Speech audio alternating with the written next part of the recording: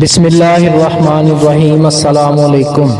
ہر قسم کی حمد و ثنا رب کائنات کے لیے ہے جو تمام جہانوں کا مالک اور خالق ہے، اور لاکھوں کروڑوں درود و سلام محمد الرسول اللہ صلی اللہ علیہ وآلہ وسلم اور آل محمد پر۔ امید ہے کہ آپ سب خیر و عافیت سے ہوں گے اور اپنے اہل خانہ کے ساتھ خوش بھی ہوں گے اور محفوظ بھی۔ آپ کا بہت بہت شکریہ اپنے ویڈیو دیکھنے کے لیے وقت نکالا۔ چند ایک باتیں، چند ایک چیزیں آپ سے شیئر کرنا چاہتا ہوں جن کا تعلق ہماری زندگیوں سے بھی ہے، ہماری موت سے بھی ہے، ہمارے سونے سے بھی ہے، ہمارے جگنے سے بھی ہے، ہمارے اٹھنے سے بھی ہے، بیٹھنے سے بھی ہے، ہماری بیماری سے بھی ہے، تندرستی سے بھی ہے، یہاں تک کہ ہماری سانسوں سے بھی ہے۔ کون سی بات ہے جس کا تعلق ہمارے جڑی ہوئی زندگی کی ہر چیز کے ساتھ ہے؟ جی ہاں، وہ ہے توکل، اللہ پر کامل یقین۔ چند ایک چیزیں ہیں جو انشاءاللہ تعالی آپ کو بتاؤں گا میں، اور آپ اس پر عمل ضرور کریں۔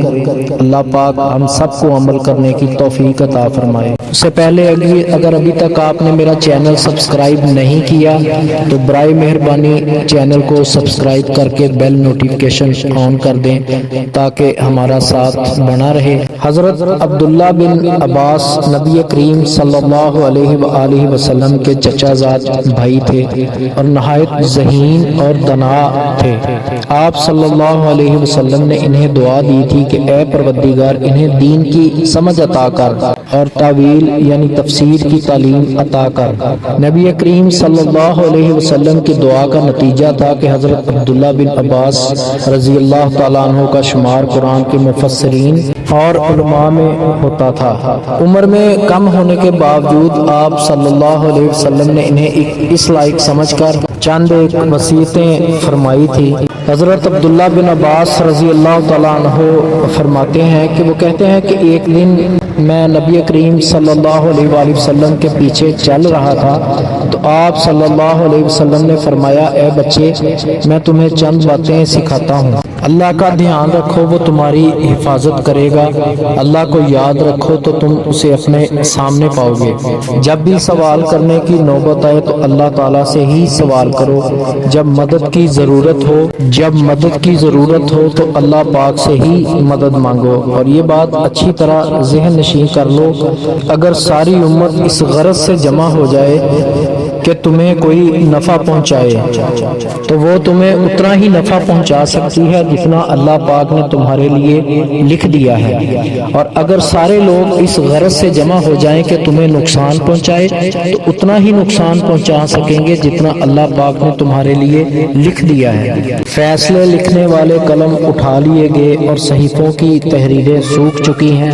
جب مدد کی ضرورت ہو تو اللہ ہی سے طلب کرنا، نفع اور نقصان صرف اللہ ہی کے ہاتھ میں ہے۔ ظاہر ہے اللہ پاک تو بندے کی حفاظت کا محتاج نہیں ہے، بلکہ اس سے مراد یہ ہے کہ تم اللہ پاک کے احکامات کی حفاظت کرو، اللہ پاک کی حدود کو پامال نہ کرو۔ اللہ پاک نے جن چیزوں کو حلال کیا ہے انہیں حلال جانو، اور جن کو حرام کیا ہے ان سے دور رہو، اور اللہ پاک کی نافرمانی سے ہمیشہ ڈرتے رہو، اور اللہ تعالیٰ کو یاد رکھو، اور زندگی کے معاملات میں جو اللہ نے حکم دیا ہے اسی کے مطابق انہیں سر انجام دو، اور آرام و راحت ہو پھر بھی اللہ تعالیٰ تمہیں یاد ہو، اور رنج اور تکلیف ہو تب بھی اللہ پاک ہی سے رجوع کرو۔ ایسا نہیں کہ اگر تکلیف ہو یا پریشانی ہو تو پھر اللہ کو یاد کرو، اور اگر صحت اور تندرستی ہو تو تم اللہ کو بھول جاؤ۔ قرآن مجید میں اللہ پاک سورۃ بقرہ میں فرماتا ہے، فاذکرنی اذکرکم، پس تم مجھے یاد رکھو میں تمہیں یاد رکھوں گا۔ اللہ پاک کی یاد ہر لمحہ رکھنے کے لیے جو چیزیں معاون ثابت ہو سکتی ہیں وہ نماز کی پابندی، تلاوت قرآن پاک، اور ہر صورت میں صرف اللہ ہی سے دعا کرنا اور اس کی رحمت طلب کرتے رہنا۔ انسان کو اپنی زندگی میں ہر لمحہ ضرورتیں اور حاجتیں پیش آتی رہتی ہیں وہ کمزور اور محتاج ہے، وہ اپنی ان ضرورتوں اور حاجتوں کے لیے کس کی طرف رجوع کرے؟ بنیادی طور پر تو یہ بات صاف اور واضح ہے کہ آدمی اپنی ہر ضرورت اور حاجت میں اللہ ہی سے رجوع کرے۔ اگر جوتے کا تسمہ بھی ٹوٹ جائے تو اللہ ہی سے مانگے کہ وہی عطا فرمانے والا ہے۔ انسان کے خود اپنے بس میں ایک نوالا بھی نہیں ہے، خود اس کے پیدا کرنے پر قادر ہے، لیکن کچھ چند ایک چیزیں ہیں حاجتوں کی دو اقسام علماء کرام نے بتائی ہیں۔ وہ حاجات جن کے پورا کرنے میں ظاہری اسباب و وسائل کا دخل نہیں ہوتا، مثلا ہدایت کا حصول، قرآن و سنت کا، روحانی بیماریوں سے شفا، دنیا اور آخرت کی مصیبتوں سے نجات اور بارش وغیرہ۔ ان حاجتوں کے لیے صرف اللہ ہی سے سوال کیا جائے، کسی اور کی طرف رجوع نہیں ہو سکتا، اور مدد بھی صرف اسی سے مانگی جائے گی۔ ایاک نستعین، ہم صرف تجھی سے مدد مانگتے ہیں۔ اور دوسری وہ حاجات ہیں جو ظاہری اسباب و وسائل سے انسانوں کے ہاتھوں ظاہر ہوتی ہیں، ان کا سوال بھی اصولی طور پر اللہ ہی سے ہوگا، لیکن یہ حاجات انسانوں کے ہاتھوں میں پوری ہوں گی۔ مثلا اے اللہ، بندوں کے دلوں کو نرم کر انہیں حقوق العباد ادا کرنے کی توفیق عطا فرما۔ بنیادی طور پر اللہ ہی کو حاجت روا خیال کرتے ہوئے کسی انسان سے مالی یا مادی مدد مانگنا عقیدہ توحید اور تقوی کے خلاف نہیں ہے۔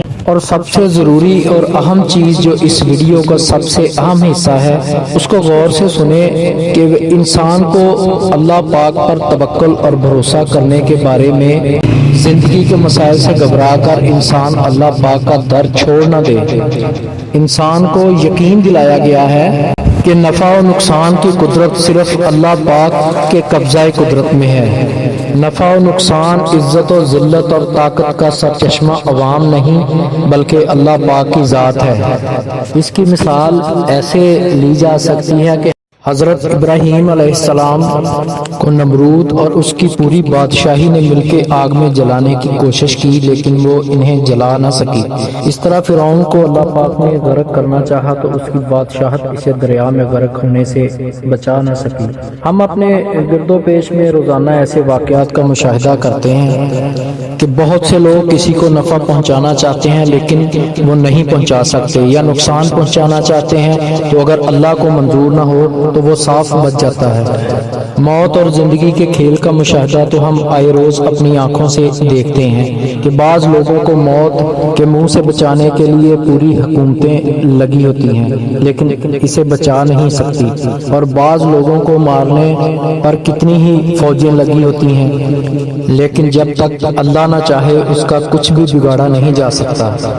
جیسے اللہ پاک سورہ یونس میں فرماتا ہے وَلَا تَدْعُ مِن دُونِ اللَّهِ مَا لَا يَنفَعُكَ، اور اللہ کو چھوڑ کر کسی ایسی ہستی کو نہ پکار جو تجھے نہ فائدہ پہنچا سکتی ہے اور نہ ہی نقصان۔ کائنات کو چلانے میں مخلوق کو کسی بات کا اختیار نہیں، مختار کل صرف اللہ پاک کی ذات ہے، اور جو فیصلے اللہ پاک کر چکا ہے اسے کوئی نہیں بدل سکتا، اور نہ ہی اس کی لکھی ہوئی تقدیر کو کوئی بدل سکتا ہے، کیونکہ قلم اٹھا لیے گئے ہیں اور صحیفے لپیٹ لیے گئے ہیں۔ مشکل کے ساتھ آسانی ہے۔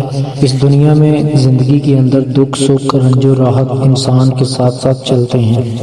اسلام نے انسان کے لیے تنگی و فراخی، بدحالی و خوشی، سکھ، خوشحالی، فقیری کا ایک پہلو یہ بیان کیا ہے کہ یہ اللہ پاک کی طرف سے آزمائش ہوتی ہے، لہٰذا مومن کو، ایک مسلمان کو چاہیے کہ اسے آزمائش ہی سمجھے اور اس میں کامیابی کی کوشش کرے۔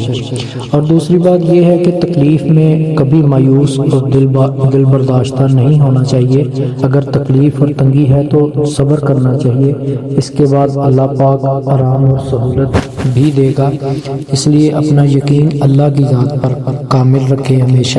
اگر آپ کا یقین صرف اللہ کی ذات پر پختہ ہے تو اگر کوئی مصیبت، رنج و غم، کوئی تکلیف تکلیف ہوتی ہے تو اللہ پاک اس تکلیف کو، اس رنج کو برداشت کرنے کی ہمت بھی دیتا ہے۔ اور یہ بات یاد رکھیے کہ آپ کا یقین کامل ہے تو آپ کی دعائیں بھی قبول ہوگی اور آپ کی اللہ پاک مدد کو بھی ہر وقت حاضر ہوگا۔ تو یہ چند چیزیں تھی جو میں نے آپ سے شیئر کی۔ اللہ پاک مجھے اور آپ کو سب کو عمل کرنے کی توفیق عطا فرمائے۔ اگر ابھی تک آپ نے چینل کو سبسکرائب نہیں کیا تو برائے مہربانی چینل کو سبسکرائب کر لیں، اور ویڈیو آپ کو میری پسند آئے تو برائے مہربانی ویڈیو کو لائک اور صدقہ جاریہ سمجھ کر اس کو شیئر ضرور کریں۔ جزاک اللہ۔ السلام علیکم۔